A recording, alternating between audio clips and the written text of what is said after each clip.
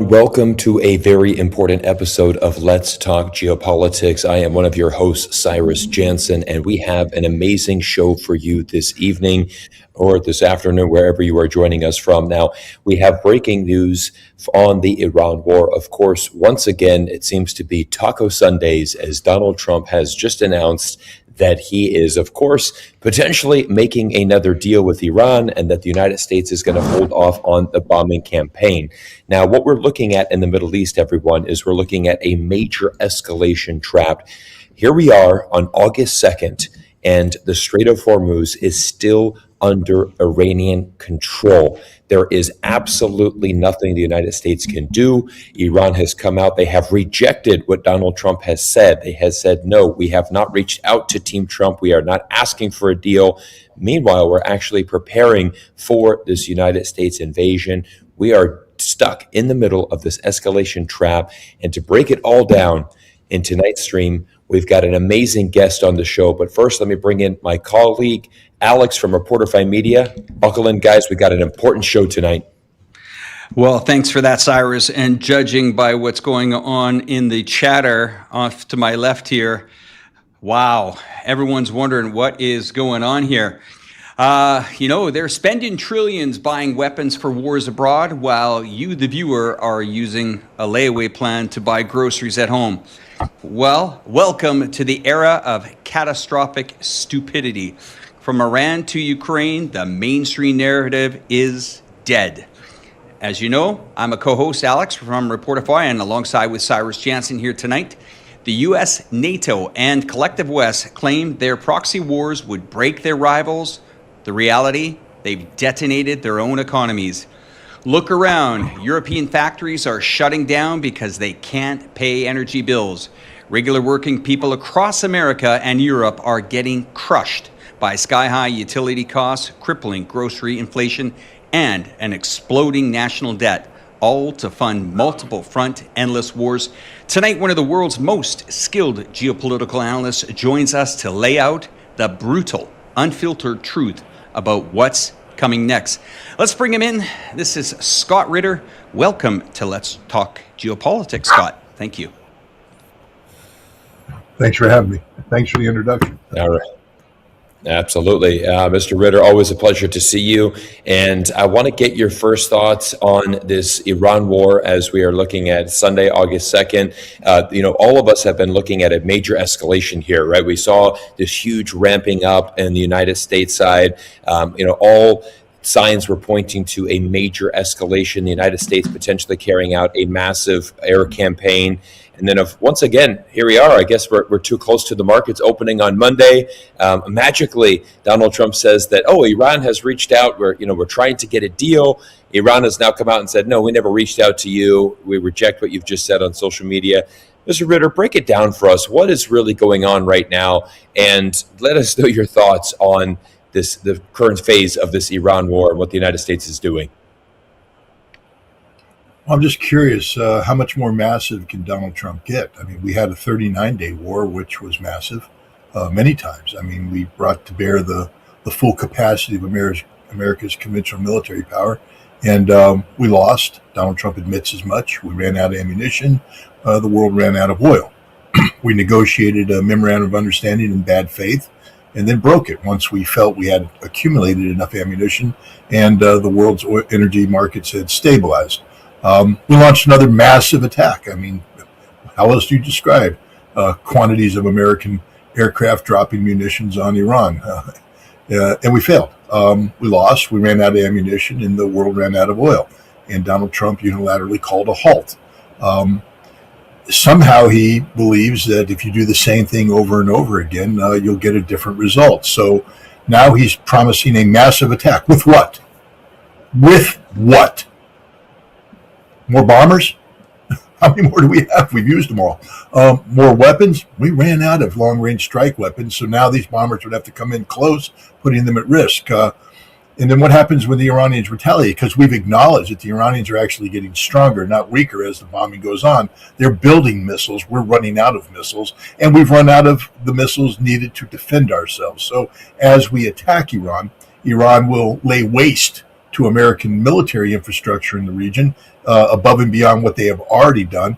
And more importantly, because this massive attack that Trump was ordering was going to strike Iranian energy infrastructure, Iran would eradicate the totality of the Persian Gulf's oil production and gas production capabilities, bringing to a screaming halt the global economy and with it the American economy. And the last time I checked, James Carville reminded us in 1992, it's the economy, stupid. So if you're an American politician, understand this, and I think Donald Trump just saw the light, that the American people aren't going to vote for you because you carried out a massive military strike against Iran.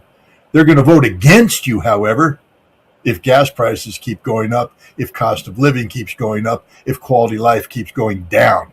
It's the economy, stupid. And finally, the dumbest man who ever occupied the White House is woken up to this reality. There was never going to be a massive attack. It was always brinksmanship. You can't be more massive at the end of your military capacity chain than you were at the beginning of your military capacity chain. We lost the war against Iran the first time around. We're not going to win it the third time around. You know, we heard this earlier clip at the start of the program.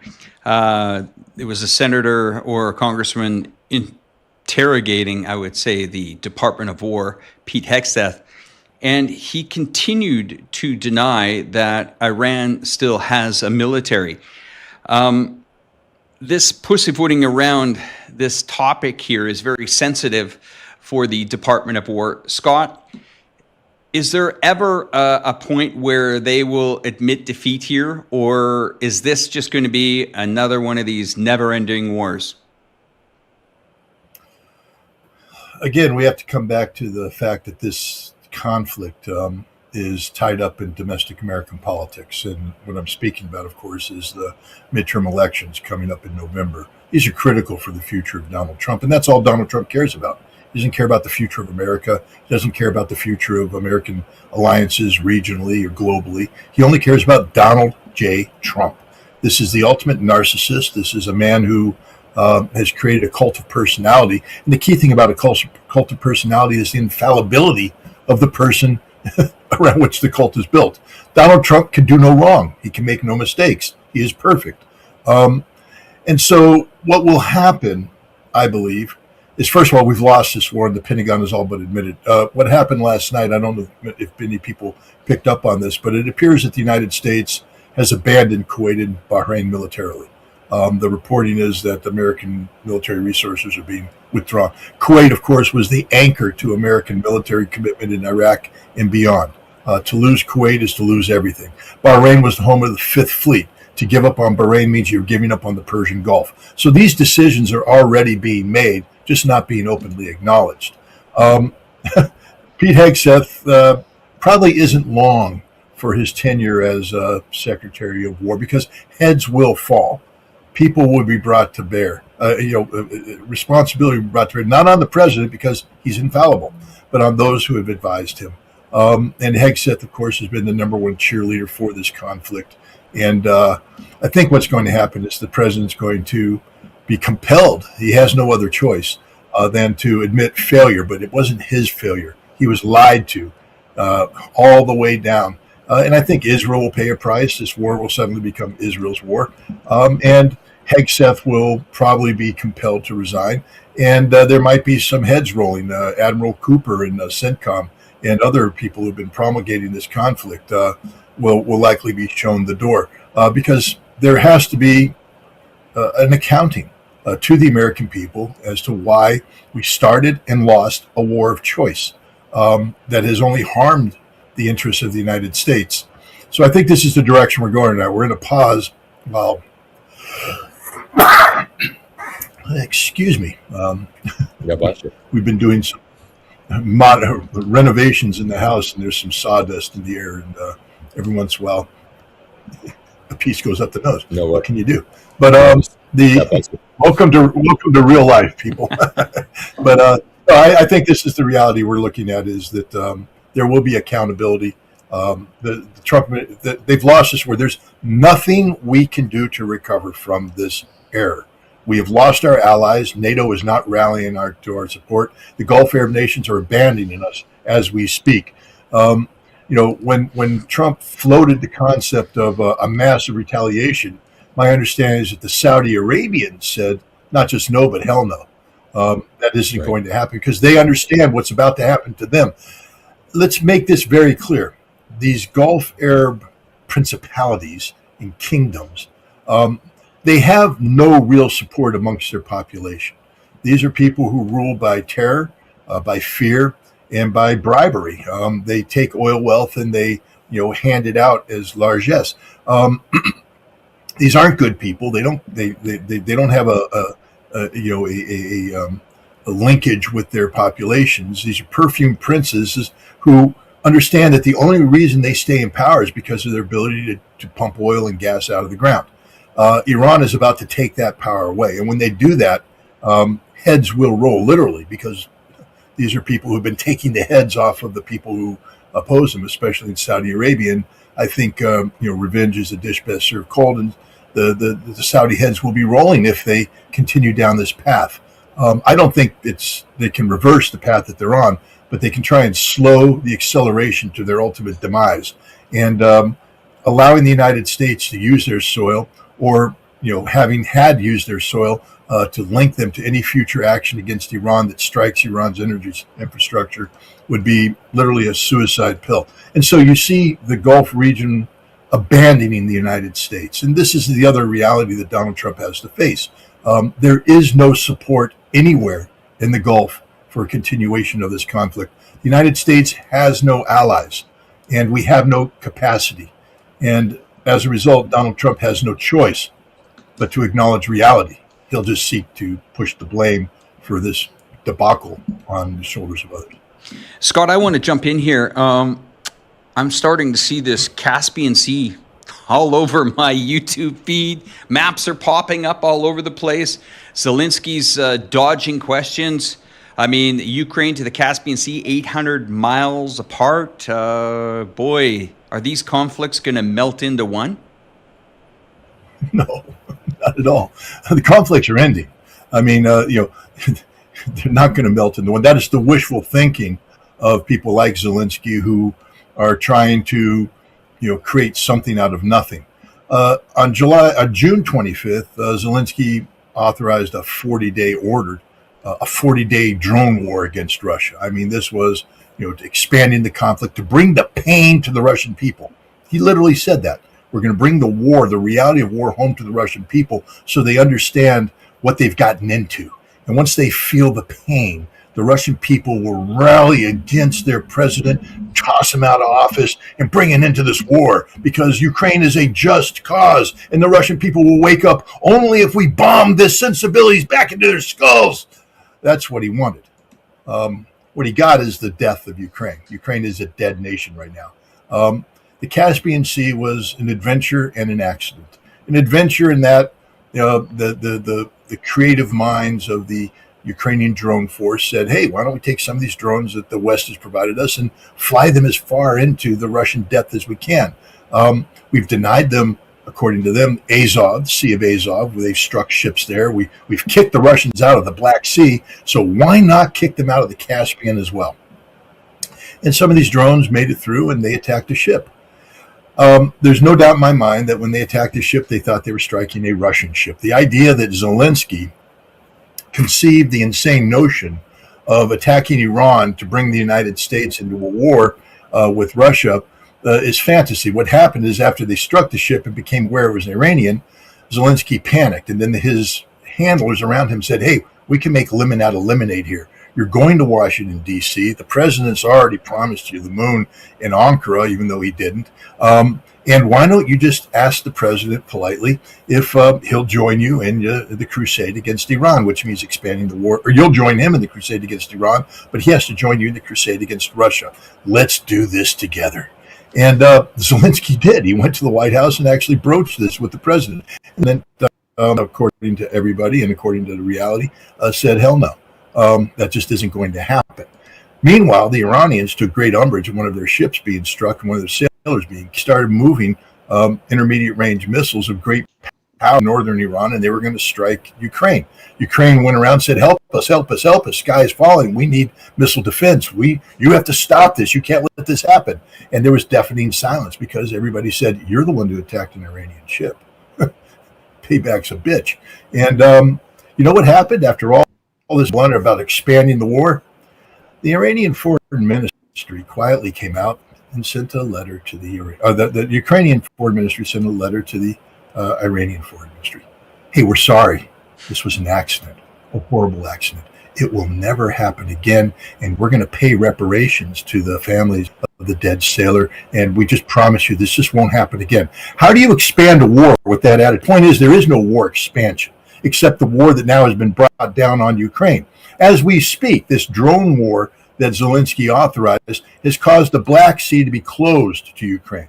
The port of Odessa and all other ports no longer function. The totality of the shipping being brought in is being sunk and destroyed by the Russians. There is no Black Sea access, which means there is no Ukrainian economy. This is the end of Ukraine. It's something Russia should have done a long time ago, except they actually believe in the rule of law, and they had an agreement in place that said that they will allow a grain corridor so that Ukraine could get the grain to the global market, understanding full well that the Ukrainian ships that would go back would be full of weapons. But the Russians had made a deal, so they lived up to the deal. But when Ukraine expanded the strikes in the Sea of Azov and then expanded into the Caspian Sea, that's it. There is no more Black Sea commerce coming out of Ukraine. It's the end of Ukraine. But it's not just that, because the Ukrainians also struck Wildberries, an online retailer, and hit them because they're bringing the pain to the Russian people. And it's amazing how the Western media came out and, $1.3 billion in damage. And it's the end of the Russian economy. Well, the head of Wildberries came out and said it's cost us tens of millions of dollars, and it's inconvenient. But we're going to get through this. You know who's not going to get through this? The Ukrainian economy, because the Russians now have opened up and they're striking all of the online retail distributors in Ukraine, including the national postal system, which has been used to transport military goods from the very beginning. Everybody's seen the white trucks when you pull away the side. They got the armored vehicles inside, not postal stuff.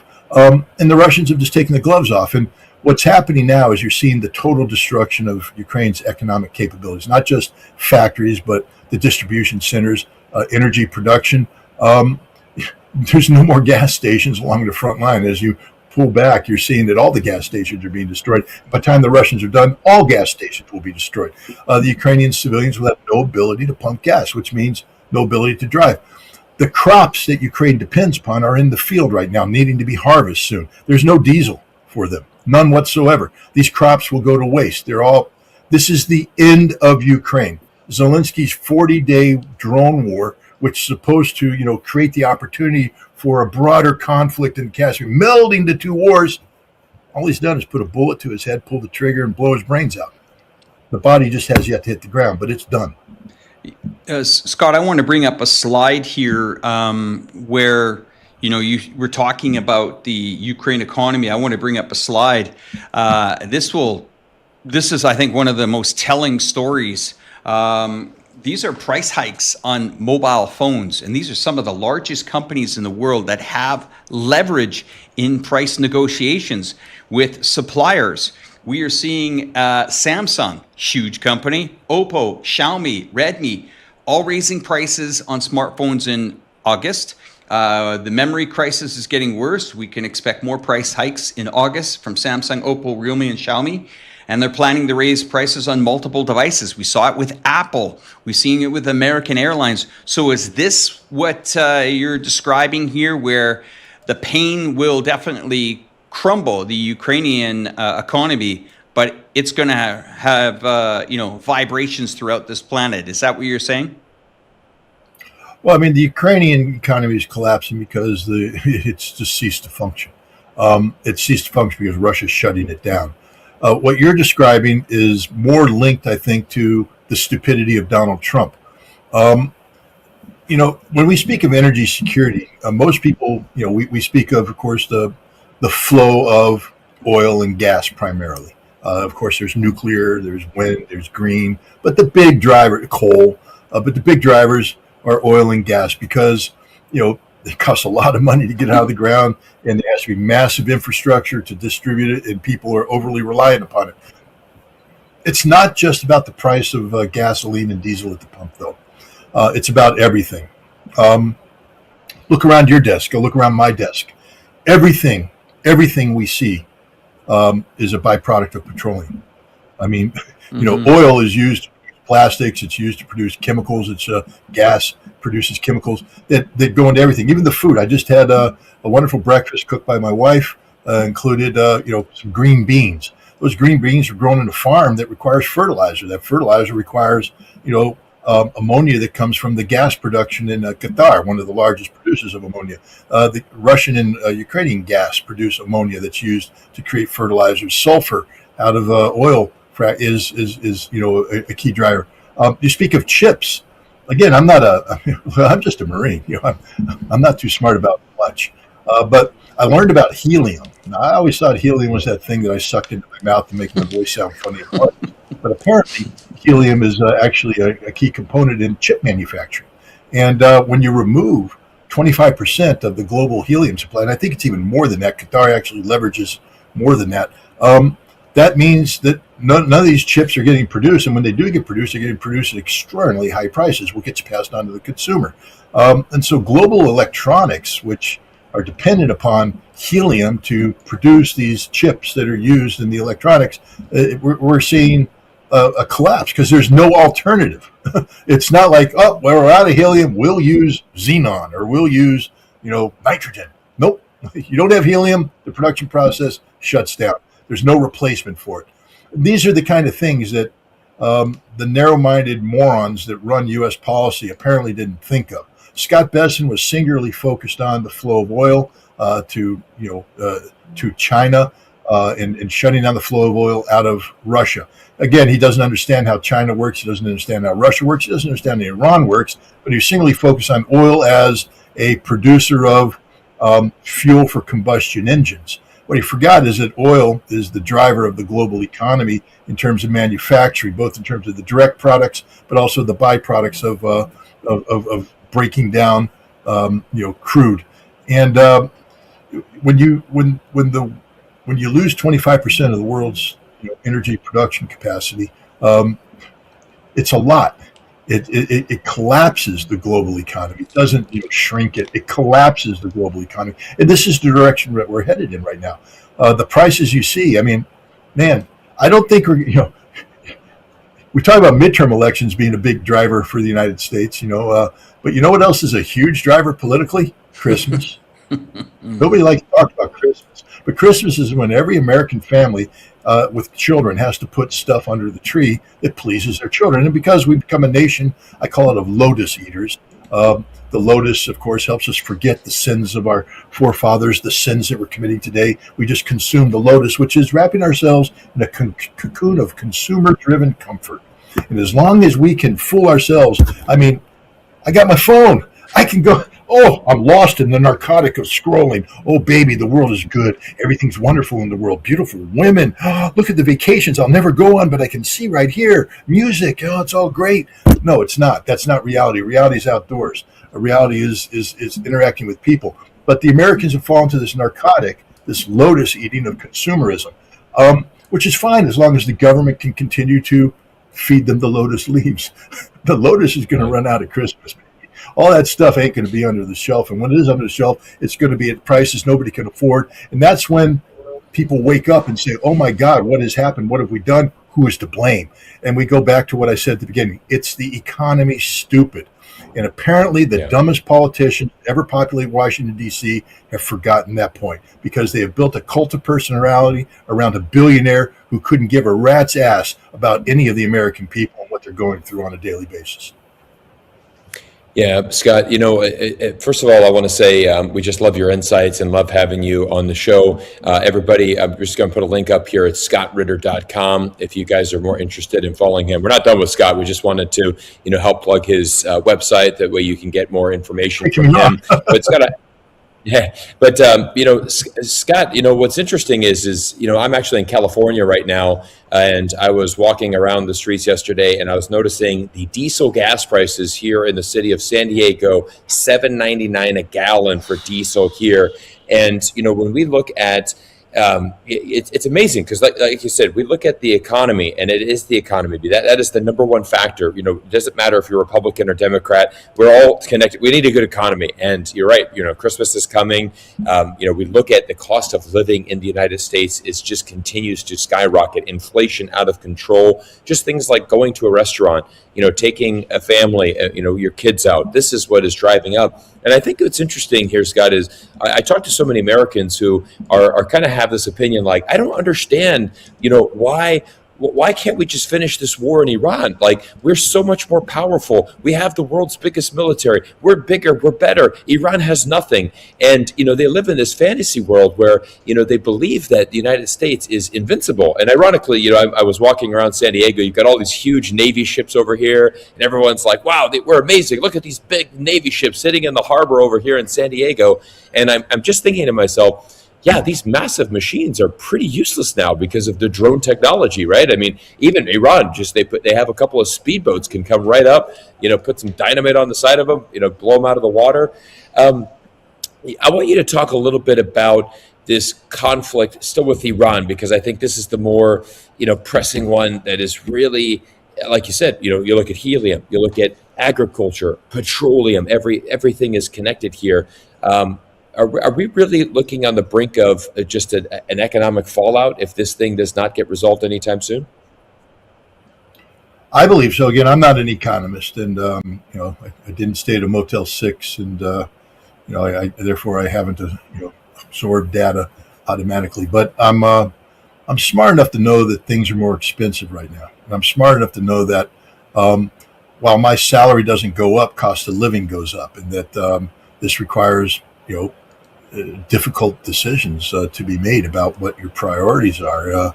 My wife and I enjoy our moving into our golden years, and one of the things we like to do is go to movies, and we like to go out for dinner. But when you get to the middle of the month and your dinner budget for the month is gone, shot, because you can't even go out for Chinese without paying almost twice as much as you paid 6 months ago for the food. Just going shopping, if you have visitors, your children coming in to visit you, we go out to fill up the refrigerator. We blow through, for a week's worth of supplies what we budgeted for a month, a year ago. And as I said, the salary's not going up. The cost of everything's going up. And, fortunately, when we tighten our belt, that doesn't mean that, we have to make decisions about, moving out of our house yet. But the other Americans are. I mean, there's Americans that live paycheck to paycheck. I live paycheck to paycheck. If I lose a paycheck, it's going to be very hard to make ends meet, because nobody has a savings anymore. Nobody has a savings account. 401k accounts are just shot because of, Donald Trump's greed. And so we have a society that's, living on the edge. This is the reality. And it's a society that's placed, false hope in the American dream. And I'm not just talking about the American economic dream, which has always been sort of a fantasy, fueled by economic bubbles, and then they burst, and then people keep saying, "Oh, but I want that shiny house on the hill," and then the bubble bursts up. They approach it, but at the last minute, they pop it, and you slide back down again. Nobody, 1% of the people reach the dream. Everybody else spends a lifetime climbing, scrambling, trying to get there. And remember, it's a pyramid, so the vast majority of the people are on the bottom, holding the whole thing up. Meaning, everybody who's climbing is climbing on the backs of those on the bottom.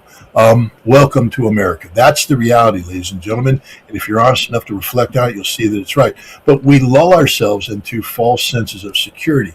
We spend so much money on defense. I mean, right now they're talking about there was a time when $500 billion defense was like, what the heck are we doing? And then it was $800 billion. Like, wait a minute, where did we get that extra $300 billion? What's being? And then it became $1 trillion. What? And now it's $1.5 trillion, but it's really 1.8 because, oh my gosh, they had to get an extra $300 billion for the war that nobody wants to talk about. $1.8 trillion is what defense spending is going to be in the coming year. And what do we get for it? Nothing. Let me explain it to everybody.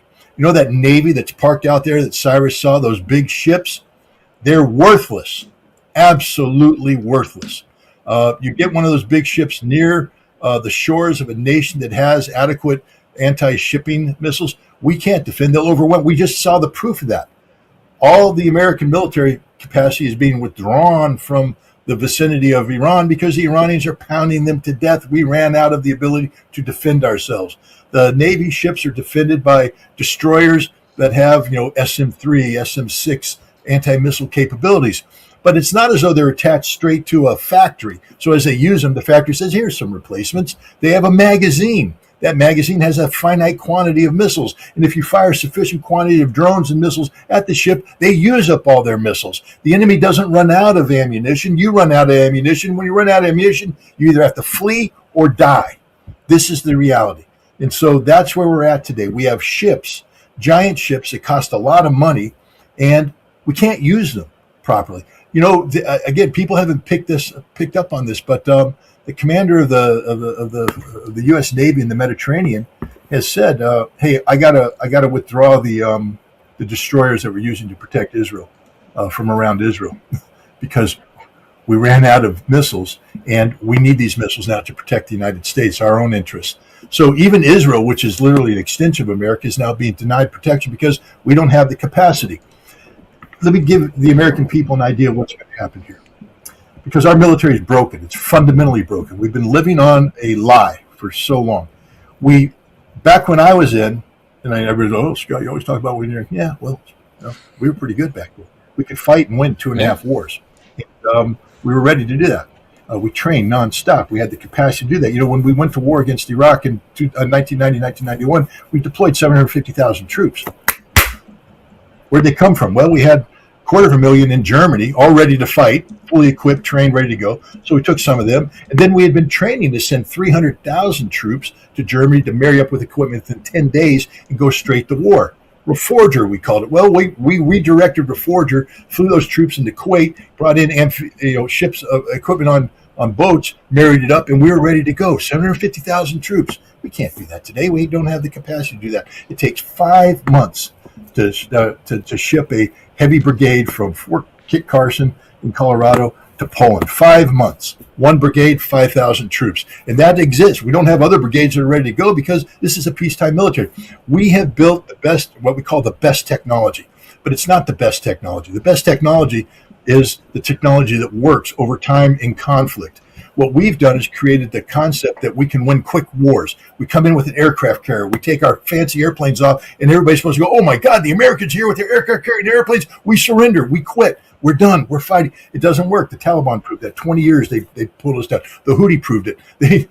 They caused an aircraft carrier to maneuver so hard that it threw an F-18 overboard, and the carrier had to flee for its life after begging that the Houthis stop shooting. This is the reality of the American military. We lack the capacity to sustain conflict against a peer or near peer opponent. And Iran, to the contrary, the beliefs of all the American people who say they're just ragheads, they're just savages. They're Muslims.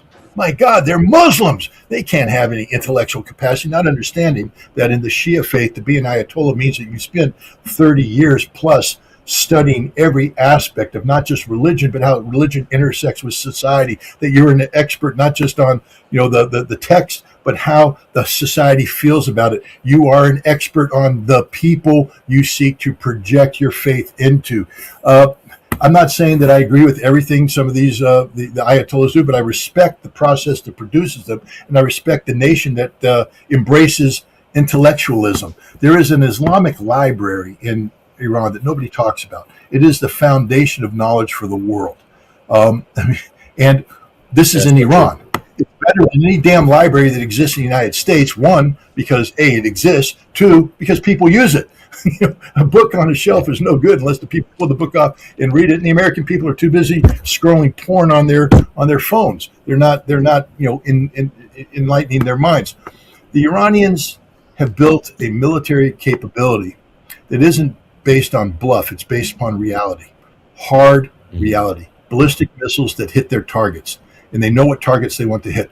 We thought we could roll in there and assassinate the supreme leader of Iran, and that was our strategy. Everything collapses after that. We didn't study what the supreme leader is. We didn't even study what the Shia faith is. Again, I would just put the entire Trump administration up in front of this audience here and ask, just simple questions. Who is Ali? Who is Hussein?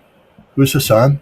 What is Karbala? And if you don't know the answers, get the hell out of here. Why are you even bothering talking to me about Iran?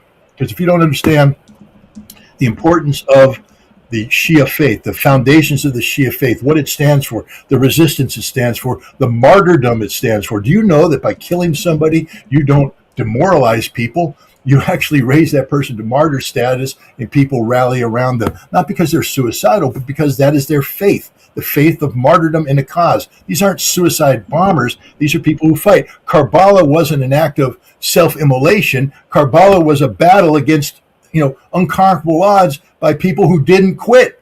And therefore, now you understand Hezbollah, you understand the Ansarallah, you understand Iran. They will never quit, especially when you're trying to kill them. And so we have triggered something that we can't stop. They've rallied around. They have the military. What do we have? We have a military that doesn't work. General Berger, the Commandant of the Marine Corps, I guess 2 cycles ago, or 3 cycles, when he became Commandant, he reviewed the national security strategy and the Defense Department guidance. And he said, we can't do this. We've been lying to the American people. They expect us to be able to project power from the sea, and we can't because all our Marines are on one ship. And when we bring that ship close to shore, ship gets sunk, we lose all our Marines. We can't do this anymore. We have to be honest about this. And I guess that was too honest, because now the commandants today are like, no, we can do this, we can do this, we can do this. Let's look at Germany. Germany had a military that functioned quite well during the Cold War, when America's military was at its peak. And then the Cold War ended, and Germany moved into the peacetime, and their military became broken, just a empty shell, sort of like the American military. A lot of huff, a lot of puff, a lot of money, no substance. When the Russians and the Ukrainians went to war in 2022, the Germans realized that, oh my God, we don't have a military. And Olaf Scholz, the chancellor, went to the parliament and said, I need 100 billion euros in emergency spending to get my military up to speed. And the parliament gave it to him. Now, I was curious, because when they gave it to him in terms that he had to immediately start repaying. So the total cost of the loan from parliament was, like almost 120 billion. It's like watching Sopranos. Yeah, I'm going to tack 2 points on the principal if you don't pay by the end of the month. Well, that's what happened. Last year, the report came to the parliament. What happened to this 100 billion? Nothing. You know how efficient the German military became because of this? Nothing. It actually became worse, because the problem with the German military is so systemic that no amount of money will fix it. It's literally a problem. It's like buying a house. My daughter was going house shopping, and she found a house. Great deal. It's on the lake. Yeah, but there's mold. And how do you begin to deal with the mold? Well, you can't. So the bottom line is you have to buy the house, burn the house down, start all over, and then you might as well go build a house from scratch. That's what is the problem with the German military. To fix a German military, you literally have to burn it down to nothing and start all over, and they can't. And so they're going to be pouring. They're talking about 800 billion euro to build the German army up to the Fourth Reich. I can promise you that will never happen, because the problems that exist in the German military are manifest, and the money will never fix anything. Now we come to America, $1.8 trillion. You know what we're going to get out of that, ladies and gentlemen? Nothing. Zero. We are so fundamentally broken that money will fix nothing. How do you fix, for instance, the Patriot? Buy new Patriots? You guys do understand that the Patriot, it comes from the Nike Hercules moment of the 1970s to shoot down missiles. And when we canceled that program, all the defense contractors went, well, you screwed us. And the Army went, well, we need a new surface-to-air missile. Why don't you take some of that technology you had and just adapt it? So they took technology from the 70s and started adapting it. The Patriot never worked. The Patriot never worked. The Patriot never worked, especially in an anti-missile configuration.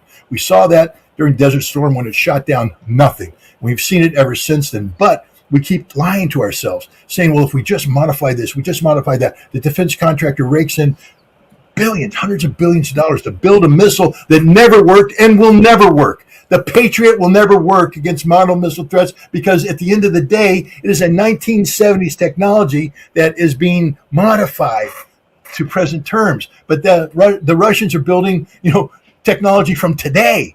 And when the two meet, the Patriot technology doesn't work. That is the truth about everything we do in the American military. Everything we do, from the F-35 on down. It's technology that doesn't work, especially over time in combat conditions. The American military cannot fight and sustain and win and prevail in a modern war against a peer opponent. This is the reality of the situation, and no amount of money is going to fix it. So maybe it's time the American people stop thinking that we're the biggest and baddest in the world. Instead of walking down on San Diego and looking at the fleet going, wow, what great ships.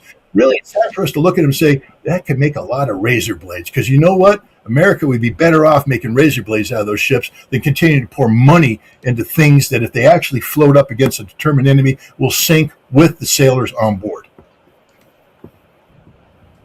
Yeah, Scott, you had great dialogue right there. A couple things I wanted to highlight there. I was speaking to Colonel Danny Davis, a few months ago, and he said exactly what you did, going back to the 1990s, and when you're looking at that war, Colonel Danny Davis was part of that. He was stationed in Germany. He said, he was working on the logistics of bringing those amount of men over. And he said, you can't bring, hundreds of thousands of troops rapidly. I mean, this is a 5, 6, 7 month operation. I mean, there's a lot of logistical planning that comes on. So, what we're looking at today is completely different from, the Gulf Wars that were fought back in the 90s. And it's also a different time, right? Back then there was no such thing as drones. Largely, you did need combat soldiers. You needed boots on the ground. It was a total different style war. And like you said, I'm here in San Diego looking at those naval ships and thinking, yeah, these things are useless now. I mean, we can't, great, we have this amazing ship. It's awesome, but we can't steer that ship anywhere close to the Strait of Hormuz. Things going to get absolutely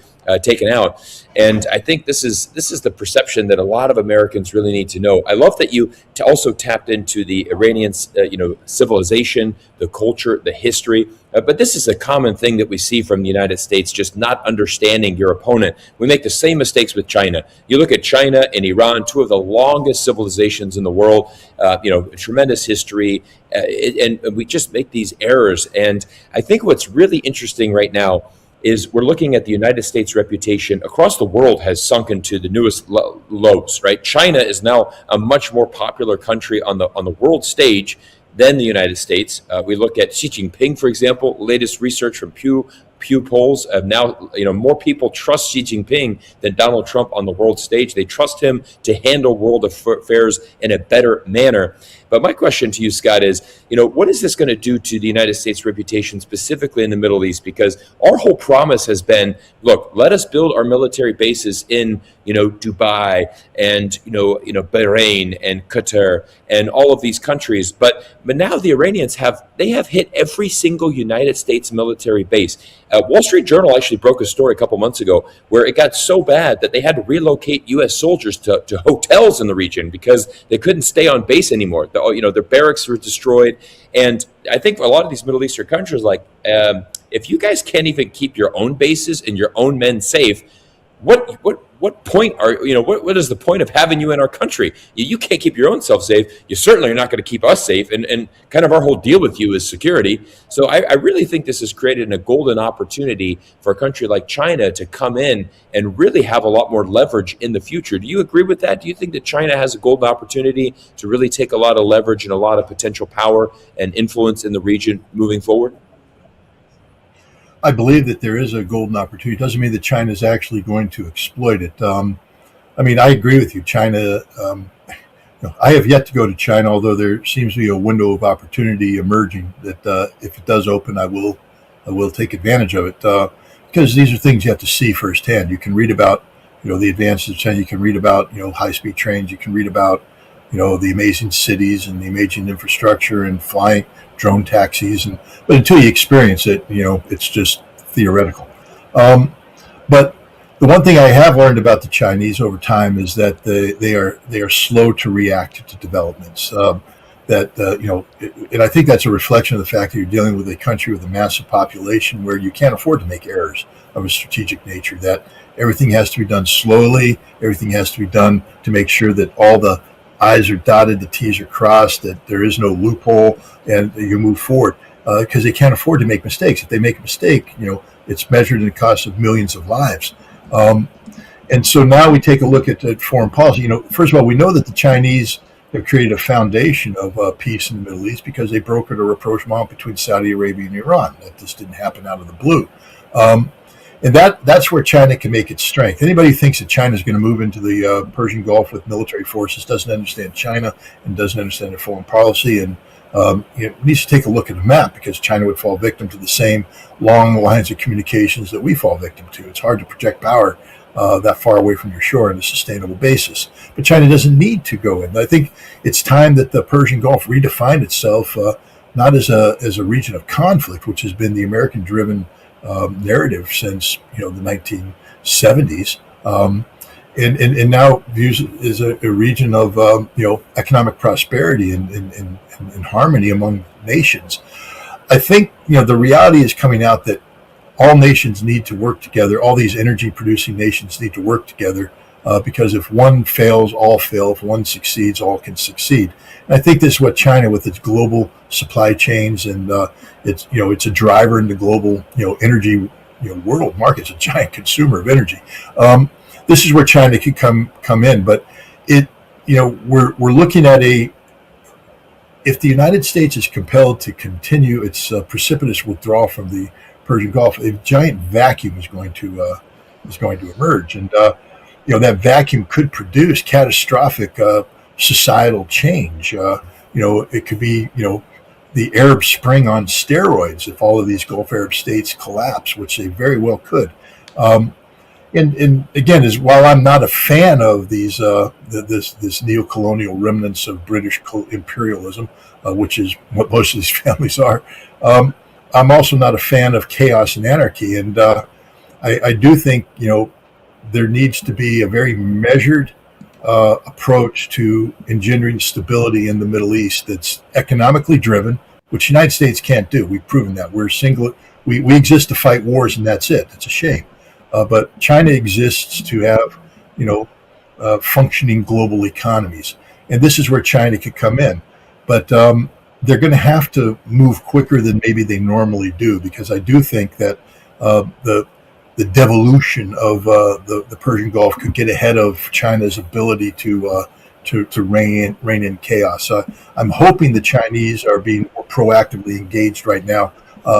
As the United States loses face in the Middle East, there should be a Chinese face right there, right now, saying, "Here we are, we're ready. Here's a plan." Because in order to, the United States is literally we're burning down the house in the Middle East. We're burning it down, and we don't want that. We don't want the house to burn down. We want a foundation. We want a framework. Maybe we change the decor away from American Hollywood culture to something that has sort of a Manchurian flair. But we still need that foundation to exist in order for the world. We don't have the time to start from scratch. The global economy is dependent upon 100% of the global energy. The world economy is so finely tuned. We don't have a large amount of slop here. So if you lose 25%, there's going to be catastrophic result. You've got to get that 25% back up in a sustainable fashion. This is the goal. War isn't the solution. War isn't the answer. People need to understand that. War is what created this problem. The only solution is peace, prosperity, co-prosperity, nations learning to live together in harmony. China can bring that, proven that, but we really need the Chinese. The Russians are capable, but frankly speaking, Russia's got some major problems. And I'm not talking about domestic problems. I'm talking about its problems with Europe in NATO. Very dangerous situation there. Ukraine, Russia is managing this problem, but Russia doesn't have the latitude to divert significant economic and military resources to the Persian Gulf. Russia is fully committed to winning this war against the collective West, and then preventing the war from expanding in the Baltics, in the Arctic, and directly against Central Europe. The Russians aren't able to bring their more experienced diplomacy to bear. Sergei Lavrov has built one of the finest diplomatic machines the world has ever seen. And maybe the Russians can help the Chinese, but the Chinese are going to have to not only lead with diplomacy, but back it up with the economic acumen that they have, because again, it's the economy, stupid. If we focus on the economy, we could actually solve a lot of the world's problems. Scott, I have a question here. And I believe hearing this on one of your recent podcasts, you were talking about the Ukrainian intelligence units operating in places like Iraq, Syria, Sudan, Libya, and Iran. I mean, is Ukraine acting independent, or is this the Americans now with their special operations? Are they getting involved, maybe training some of these officers to go out and spread their prosperity through the region? Well, we know, thanks to some very good reporting and horrible operational security on the part of Americans involved. Again, I don't support what the United States is doing in Ukraine, but having been in that world, I understand that you just don't talk about it. If you don't talk about it, people won't know about it. But apparently, some people want to make some political points about how we've been helping Ukraine. And so we've opened up about the role played by U.S. Special Operations Forces and the CIA, especially the paramilitary branch of the CIA, in building up Ukraine's own Special Operations Forces, so that it becomes literally a direct analog of the American capabilities. We trained them to do, we trained them on skill sets that they were applying inside Russia. I mean, if you look at some of the things the Ukrainian Special Operations Force have done, infiltrating Russian territory hundreds of miles on foot. I mean, guys, that's tip of the hat. I mean, I don't support their cause at all, but from an operational standpoint, tip of the hat. Some of the things they do operationally is mind-boggling. These are very capable special operators. They should be. They've been trained by some of the best special operators in the world. But now what we see is they're applying their skill set elsewhere as part of a global campaign to destabilize Russia. And this, I believe, isn't just a Ukrainian vision. For instance, a lot of what's going on right now in the Sahel, you have, the Tuareg nationalists, FLM, and then you have the Al-Qaeda affiliated jihadists coming together, operating out of bases in Algeria, where Ukrainian trainers are training them on drone technologies, and French intelligence is involved in helping facilitate, because France, of course, is trying to make a comeback in the Sahel after being kicked out. And they resent the fact that Russia has deployed the Africa Corps in Mali, Burkina Faso, and Niger. So there's a war going on there. And we see the Ukrainians also involved in Chad. We see them involved in Sudan. It doesn't take a lot. It's not a heavy commitment of resources, especially when you're backed by the foreign intelligence services of other nations. We see the Ukrainians working hand in glove with the United Arab Emirates, both in Sudan and Chad. We see the French helping the Ukrainians, infiltrate in the Sahel. And in Iraq, I would feel that there's probably a heavy American and Israeli presence as well. So, yeah, I see this as an effort by Ukraine's ostensible allies to bring pain to Russia, but they use it, and deny it. It's one thing for France. If France actually sent some of their covert operatives up against the Africa Corps, and the Russians, uncovered this, there would be hell to pay. So France uses the Ukrainian proxy, and the Russians have captured. People talk about the Ukrainian involvement. They captured intelligence information that links to Ukraine. And from the French perspective, that's okay, because why should they care about the Ukrainians in Africa when they don't care about the Ukrainians in Ukraine? I mean, France is part of an overall Western policy that sacrifices Ukrainian manpower for the greater goals and objectives of the collective West. And it's the same thing happening abroad. Ukraine is a tool that's being used right now. It's a very effective tool, but someday that tool is going to get dull. Instead of fixing the tool, we're just going to throw the tool away. And that's what's happening right now. This isn't having a meaningful impact on what Russia's doing. It's harassment, but it's not, existential in nature. Russia's actually recovered in Mali, and the African Corps is carrying out very effective counterattacks that are eviscerating these French and Ukrainian-backed rebels. And the same thing's happening, everywhere. So, it's just another example of Ukraine being used by the collective West for purposes that have nothing to do with furthering Ukrainian interests and everything to do with, furthering Western interests, which are geared solely on weakening Russia.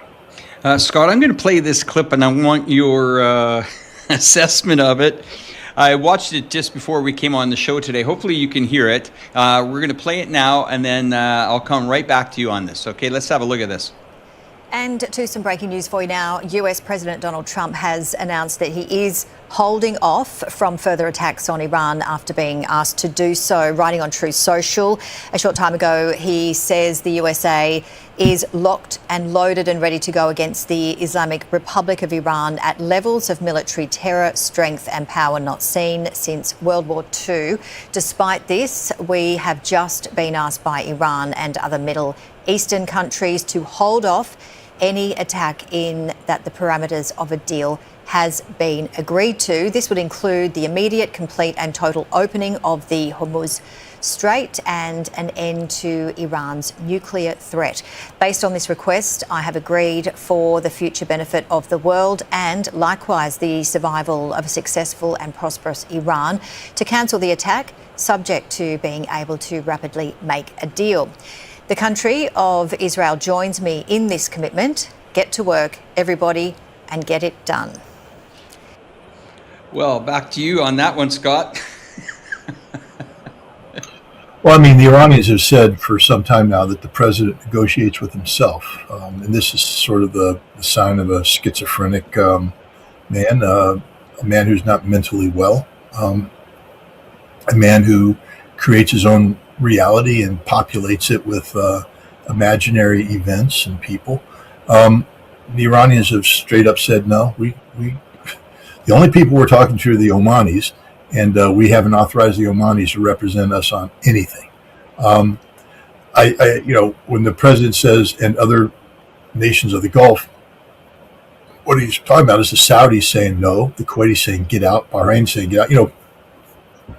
The Khalifa family in Bahrain, they're in a lot of trouble. They're a minority. The Sunni ruling family is a minority in a nation that has a significant Shia population, significant majority Shia population, and he understands what happens if he gets caught in his palace by a Shia crowd, and so he is begging Iran, don't attack us, don't attack us, don't attack us, and the Iranians are like, wait a minute, you allowed your nation to host the Fifth Fleet, and you continue to allow the United States to launch, HIMARS and ATACMS missiles from your shores. Not anymore. The Americans have been withdrawn. This is part of the reality. In Kuwait, the Kuwaitis are literally one more Iranian airstrike away or drone strike away from dying as a nation. Desalinization plants, power generation facilities have been hit, and their energy production facilities are on notice. They understand that if Donald Trump were even to try and do an attack of the scope and scale that he's talked about, that Kuwait will be erased as a modern nation state. Saudi Arabia sees the same thing. The United Arab Emirates sees the same thing. And so basically the entire Persian Gulf region told the United States no. The Jordanians said no, because they're tired of getting hit and there is no defense. And so this is just bluster on the part of Donald Trump. It's just, as an American, it's sad to see. American presidents always have to put a good face on everything. That's what they do when they get elected to be the leaders of the most ego-driven nation. I mean, we are, after all, in America, the exceptional nation. The world can't live without us. Everything revolves around us. USA number one. And so, American presidents, of course, are trying to sustain that philosophy, but never at the level of delusion that's taking place today. This president is totally detached from reality. And the problem is, it's not just embarrassing to him, embarrassing to the U.S. military. It's destroying the world, this kind of ego-driven, narcissistic behavior. I don't know what he hoped to achieve with this posting, because nobody believes him. The Iranians aren't scared of a social media posting. My favorite Iranians today have become the Lego guys. They produce movies that are just, information warfare acts of genius. And they get into the mind of Trump. They get into the mind of Trump's supporters. They get into the mind of the American people. But this is the reality. The Iranians view America as a joke, a tragic joke, because even though we can't deliver on the, annihilation of Iran that we've been threatening, we do inflict harm. A 2,000-pound bomb struck a family's residence at Keshem Island. Max Blumenthal has reported on this. Father, mother, and children are dead because of this, because of the insanity of Donald Trump. Tens of thousands of Iranians have lost their lives because of the insanity of Donald Trump. This isn't just a joke. It's a tragic joke. It's a horrific joke. It's a stain on all of humanity. And it's a bigger stain on the American people. We enabled this madman to get into office, and we continue to sustain his lunacy by turning a blind eye to social media posts such as this. A post like this, where a president threatens terror against a sovereign state, is grounds for dismissal, because that is a war crime. That is a war crime. He is basically labeling the United States as a terrorist entity, which we are. But rarely is an American president so honest about this. And now he has said straight up, we are going to commit acts of terror. We have committed acts of terror against the Iranian people, and the American people are silent in the face of this. There should be demonstrations in the street. We should surround the White House with millions of Americans saying, hell no, you must go. Something of this nature. But we've been eating the lotus leaves I told you about. And as long as they keep promising a better economic future, don't worry, things will just get better. We go back to that cocoon of comfort, and we stay oblivious to everything that's happening around. And by the time the cocoon opens up, it'll be too late. It'll be too late. We can't reverse the fall. But the fall is triggered by these flights of fantasy. I mean, these social media posts have no relevance, no relationship to reality, but they are a clear indicator of the diseased status of the president's brain and thinking, and the diseased status of the civic responsibilities of those who surround him. There is a duty and responsibility if you're a cabinet member to step on the president lost the mental capacity to govern. And that social media post is proof positive that this president has long ago lost the mental capacity to govern, and he needs to be removed if America is to be saved.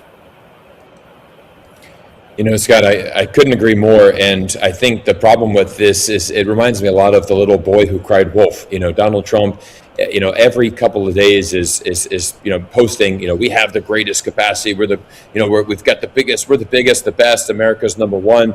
But you just keep, we just kind of see this seesawing back and forth. And I think there's even a lot of frustration with the MAGA crowd. I'm seeing a lot of these, very prominent right-wing MAGA influencers on X, saying, I just don't understand. Why can't we do this? What's going on? And the reality is that if you're still supporting Donald Trump at this point, the proof's in the pudding. There is nothing that he can do. He's lost the mental capacity to lead this country. And I just appreciate you and your knowledge and really sharing your insights here. Scott, it's been an absolute pleasure to have you on the show, but we want to give a little promotion to your website, scottritter.com. Let us know a little bit more about what information we can find at your website, and also, more importantly, how can we continue to support you? Thank you very much for having me on and allowing me to talk, because this is actually very important to me right now. If you go to scottritter.com, it takes you to my Substack page. It's a free subscription. I've never hidden behind a paywall for information like this. Let me just ask you, how much money do you guys pay me to come on your show again? Nothing. I do this for free because it's the right thing to do. I bring that up because a lot of people are saying, you make millions of dollars going on these YouTube podcast. I make no money going on YouTube podcasts. I do it because it's a duty and responsibility. When people say, would you come on and talk about these important issues? I feel that if people feel that I can add something to the dialogue, that it's my duty as a citizen, a global citizen, an American citizen. So I do it, but it's a lot of work. And so the Substack page has a paid subscription option. As I said, you don't have to subscribe. But the subscription pays my salary. So people go there. If you like this work, please subscribe if you want to. If you don't, the information's there. That's what it's there for. What kind of information you're going to get? I do the occasional. I'm getting ready to write a piece on Section 214 of the National Defense Authorization Act, which I think is one of the greatest threats to America today. But these are occasional pieces, but I do have thematics. For instance, I have a podcast I call The Russia House. It's one of the most important works that I do.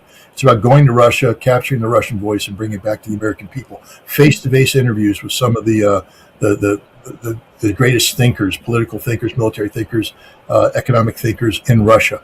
people say, well, we don't understand what's going on. You can if you go to the Russia House. Just to pitch the Russia House in November, I had lined up around a dozen interviews with the Russia House, and I was going to Russia to do this. It's very expensive, by the way. I'll get to that in a minute. But being an independent journalist ain't cheap. But I went there, but the Russian government intervened. I was like, whoa, what's going on? They said,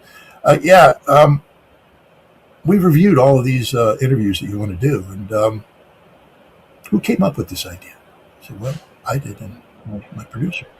They said, yeah, but who's driving this? Is somebody from the U.S. government telling you who to interview? I said, no, nobody's. They said, well, the thing is, when we put all these interviews together, individually, it's okay. But collectively, whoever put these interviews together, you're getting a deep insight into the reality of Russia across a broad spectrum, a very deep insight. And so we ask you again, who do you work for? I said, I only work for myself. I work for the American people. I work for the audience. This is what I do. And I'm thank you for the vote of confidence. But, that's what I do with the Russia House. I provide deep insight. And we were able to do all of the interviews. And if people actually watch the interviews, you would get a PhD level insight into the reality of Russia, which means that you get to make your own decision about what's going on. That's the whole purpose. I'm not here to tell you what to think, tell you what decisions to make. I'm just providing information to inform you, to empower you, and then you can make a determination. Do you support American policy? Do you not? Do you have a deeper understanding of Russia? Maybe understand why Russia's doing things that can help you either say, I oppose Russia even more vehemently today, or maybe I'm sympathetic to the Russian cause and we might want to change policy. That's a decision the viewer gets to make. I don't make that decision for you. I just put data on the table to empower you with knowledge and information. The Russia House is doing that. To go to the Russia House, though, I have to travel to Russia. I pay for everything. That's what being an independent journalist is. I pay for my airfare, my hotels, my food. I pay for the studio. I pay for the lighting. I pay for the interpreters. I pay for the cameramen. I pay for the sound engineers, the video engineers, the whole thing. I pay for it. And when I say I pay for it, you pay for it. Because I can't do it unless people go to skyraider.com and hit the donate button. The donate button pays for my trips, pays for my work. The subscription puts a roof over my head and food on the table. So the Russia House is a very important thing. But there's other things going on, too. I just did in March. I went to Russia. I visited Chechnya, and I filmed a documentary that's in the process of being produced right now. The Chechen Miracle. It explains, the reality of Chechnya, how Russia and Chechnya made peace, and how that peace, that model of peaceful cooperation, can be used to settle conflict around the world. It also describes Islam. We live in a day and age where Islamophobia is rampant in America. We have people like Laura Loomer and Sarah Adams out there just spreading hate. So this documentary is a chance to get a realistic appraisal of the role that Islam plays in Chechnya and in the Russian Federation as a whole. So that's that. In June, I just did a big trip to Russia. I spent 10 days in the Donbass and Zaporozhye. I was supposed to go to Kherson, covering the drone war. The focus of this was the drone war. It was just eye-opening, and I'm in the process of writing a 6-chapter online publication called A Trail of Tears, and it basically tracks my journey. I've published 3 iterations right now. The first one describes the mission. The second chapter talked about Starobelsk and the attack on Starobelsk, the role played by Elon Musk in facilitating that attack. The third one I just published is about the scumbags.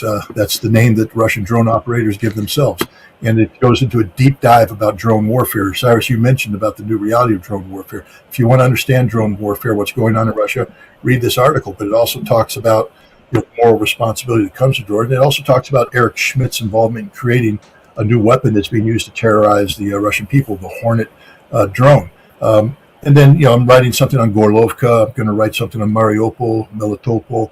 All of these are journeys I made, a trail of tears, because it's heartbreaking what's happening, what the West is doing, deliberately targeting these people, facilitating acts of terrorism to these people, and what the Russians are doing to respond. You have people like Gilbert Doctorow who are saying that these drone attacks are breaking the will of the Russian people to continue. Well, Gilbert, I was in the Donbass. I was in You're not breaking anything except the ability to say, because the Russian people are strong, they're resilient, they're rallying. So that's an important work. And if you go there and read it, you're basically what you paid for. This trip was paid for by donations. And then I recently published something on the Future Project that's very important. You remember a little while ago, Chris Donahue, American general and the commander of U.S. forces, bragged about how NATO could take out Kaliningrad. It's just 49 miles wide, 47 miles wide. We can take it out. We can. I'm like, wait a minute, you're talking about nuclear war. Baltic security is a huge issue. Even after Ukraine is resolved, there's going to be the issue of Baltic security and what happens there. Arctic security. You have the President of the United States threatening to take Greenland and all that because he wants to oppose Russia's dominance or Russian presence in the Arctic. These are two major issues that are going to be on our front burner, front and center going forward, that could lead to war, catastrophic war. Baltic security, Arctic security. I have been given an opportunity to travel to Russia, unprecedented access to locations and people dealing with Baltic security and Arctic security. I can't say exactly when, and I can't say where, because, as you're aware, I have 3 Ukrainian hit lists out on me that they've actively tried to act on, and so I'm not going to make it easier for them. But when I told people the same thing about June, I said, I can't tell you where I'm going, I can't tell you what I'm doing, for obvious reasons. But now you see where I went. I went to the Donbass. I went to Zaporozhye. I went to the front lines. And I put it all on the line to capture information, to get it back to you, and I'm actively getting it back to you. I'm asking for your help to get me to where I need to be to cover these Baltic and Arctic security issues. This is going to be in affiliation with the Russia House, which means that there's a lot of expenses entailed in this, but it's an important thing, and I can promise you that the products that will be produced from this trip will empower you to be so much more informed about these issues. It's the goal of every citizen to be as informed about the decisions that the government are making, so they can hold their government to account. Right now, you're getting nothing from the mainstream media about Baltic and Arctic security. I'm going to do my best to bring it to you. So that would be my appeal. If people can go read the article that I wrote about it, and if you feel that's something you want, hit the donate button, because that's what I need right now. I need donations to make this trip happen. Absolutely. Well, Scott, we're certainly going to be making a donation to your, journalism, because it is so important. And I think what's important to everybody, why we host Let's Talk Geopolitics, as well as we believe in more information is out there. I think this quest for knowledge is what powers all of us. We want the world to be more informed. We're concerned about the world. Scott, you and I are U.S. citizens. We love our country, but it's very frustrating to see the current decisions that are happening in the White House. The current leader of the United States, who is continuing to, quite frankly, only make decisions that benefit him and his family. We see the unbelievable amount of corruption. We're at a historic level of corruption when Donald Trump is now asking agencies, you can pay hundreds of thousands of dollars to get earlier access to my posts on Truth Social, and monetizing every single thing that he's doing. We know he's made billions of dollars off of crypto schemes. Probably the only thing that's really benefiting is Donald Trump's sons, who are getting positions in drone manufacturing companies and government contracts. I mean, the level of corruption is something that we've never seen in world history, and it's remarkable. And I think this is why many Americans are fed up. To quote you, it's all about the economy, stupid, right? Like, it goes back to the main thing that we have to focus on, and that's the one thing that unites all Americans. We want a stronger economy. We want a country where we can take care of our families, take care of our children, things like that. So, Scott, thank you again for coming on the show today, and we're going to put those links down in our YouTube descriptions. We're going to be making a donation to you, of course, to thank you for your time here on Let's Talk Geopolitics. So once again, thank you for your outstanding journalism and your time today. Let me make the point. That donation was not a condition of me appearing on this program. Just so people understand. Absolutely. Absolutely. 100%. I'm not a bot resource. I can't be bought. I come on this program because I have a long relationship with Alex, who I respect, and I have a developing relationship with you. I respect both of you tremendously. I think what you guys do is very important, and I'm honored that you think that I can contribute to your work. So that's why I come on. I, of course, will never say no to a donation that helps me do my work, but I just want your audience to understand that we don't have a quid pro quo relationship here that says I come on, you follow. Yeah, and it's extremely important. And Scott, when you are thinking about coming to China, I hope my email will be added to that list, because I look forward to helping you in any capacity here.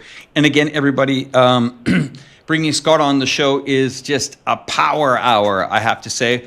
And I have to be honest with you, Scott, like, that's some pretty carbonated drink going there, because you were just ripping for about 50 minutes straight there. So I don't know what you're drinking. Maybe Scott needs an energy drink, guys. What do you think in the comments? I need my sponsor. Yeah, I need a sponsor. Anybody wants to sponsor me in Diet Coke or, like you said, an energy drink that's healthy. My wife won't let me drink the off-the-shelf energy drinks anymore because she says it's killing me. She's probably right.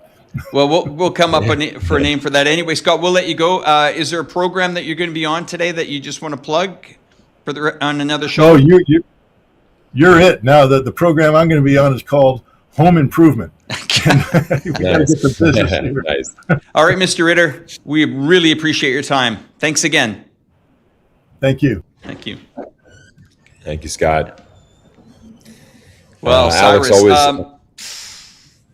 I got to tell you, Ritter Pilot was just ripping tonight, and that was amazing. I mean, a lot of people all week, they just sit there and they try to gather all this information, bits and bytes. But I tell you, 45 minutes into the live stream, and I was just like, okay, now I know what's going on in this region. Now I know what's going on in the Ukraine. I got Iran understand. And Scott just, he just breaks it down. And everybody, once again, scottritter.com. I really think that, as a community, we have to get supporting these guests. If you see them on other shows as well, in the comment boxes, go out there and support them. The Patrick Lancasters, the Durans, the Danny Haifongs. Over to you, Cyrus. Just before I forget, though, I have a couple of clips I want to play before you wind up the show for us, okay? Yeah, sounds good. So everybody, what I really hinted at there, asking Scott about China and the future of the Middle East is I really want people to understand something really important here. This is one quote that you can really remember, is that in times of chaos, the side that can restore order is going to win. So let me just say that again. In times of chaos, the side that restores order is going to win long term. If you're looking at the United States right now, we are certainly not restoring order. We are creating more chaos. Whereas we look at, something that Scott mentioned, 2023, it was China. It was not the United States that brokered a peace deal between Saudi Arabia and Iran. This was a major, major moment in the future of the Middle East.